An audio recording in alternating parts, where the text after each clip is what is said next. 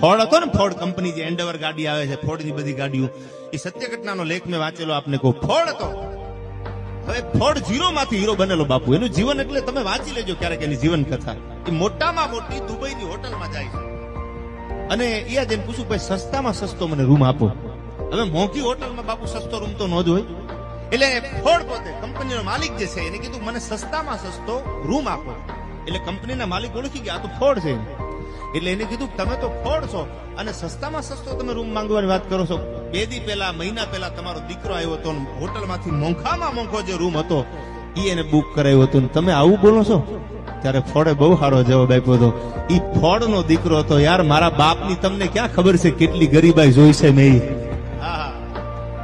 ઈ દીકરો ફોર્ડ નો હતો.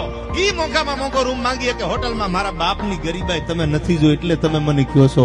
હું મારા ભૂતકાળને ભેગો લઈને ફરું છું.